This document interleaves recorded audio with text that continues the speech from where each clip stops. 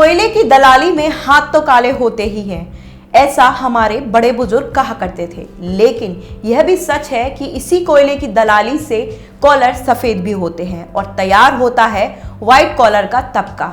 इस तबके में समाज के ऊंचे लोग शुमार होते हैं, क्योंकि सफेद कपड़ों पर काला निशान खिलता बहुत है। यही वजह है कि व्हाइट कॉलर बिजनेसमैन कोयले की खदानों का ठेका पाने के लिए लड़ते रहते हैं और व्हाइट कॉलर नेता ठेका दिलाने के लिए इन लड़ाइयों में एक दूसरे पर आरोप लगाते रहते हैं। एक दूसरे को घेरने की कोशिश की जाती है। कांग्रेस पार्टी एक लंबे अरसे से उन क्षेत्रों में माइन डेवलपर कम ऑपरेटर के तौर पर खदान आवंटन और कोयला खनन का विरोध करती रही है, जिन क्षेत्रों में भाजपा की सरकार रही है। सरकार में जब भी कभी बिजनेसमैन गौतम अडानी को किसी खदान का ठेका दिया गया तो कांग्रेस रूठ गई। उसने साफ तौर पर कह दिया था कि माइन डेवलपर कम ऑपरेटर यानी एमडीओ का तो तरीका ही गलत है। इस तरीके से खदान का ठेका बिल्कुल नहीं देना चाहिए और गौतम अडानी को तो बिल्कुल भी नहीं।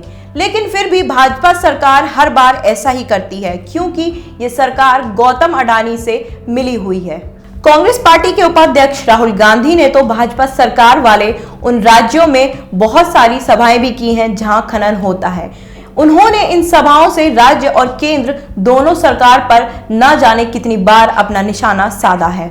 उन्होंने कहा है कि एमडीओ गलत है और गौतम अडानी को ठेका देना तो बिल्कुल ही गलत है। कांग्रेस के अन्य नेता भी इसी तरह की बातें कर पिछले कई सालों से भाजपा का विरोध करते आ रहे हैं, लेकिन अभी हाल फिलहाल में माहौल एकदम पलट गया है। साल 2018 में छत्तीसगढ़ में कांग्रेस की सरकार आई और मुख्यमंत्री बने भूपेश बघेल। ये भूपेश बघेल कांग्रेस के वही नेता हैं जो राज्य की सत्ता में आने से पहले न जाने कितनी बार भाजपा की राज्य सरकार और केंद्र सरकार पर आरोप लगाए हैं। उन्होंने न जाने कितनी बार सख्ती से ये कहा है कि अडानी को जानबूझकर खदान का ठेका दिया जाता है। लेकिन छत्तीसगढ़ में इसी कांग्रेस सरकार ने अभी हाल ही में कोरबा की गिद्धमुड़ी और पतुरिया कोयला खदान का ठेका गौतम अडानी को देने का फैसला किया है।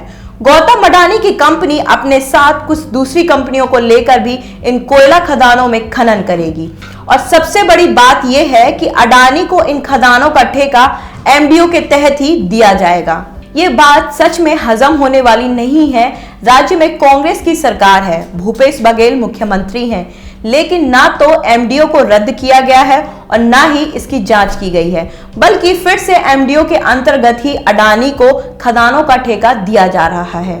कांग्रेस सरकार और वर्तमान मुख्यमंत्री भूपेश बघेल ने सत्ता में ना रहने पर एमडीओ और अडानी का इतना पुरजोर विरोध किया, लेकिन राज्य की सत्ता में आने के बाद खुद भी उन्हीं रास्तों पर चलना शुरू कर दिया। अब सवाल ये उठते हैं कि ऐसा आखिर हो क्यों रहा है?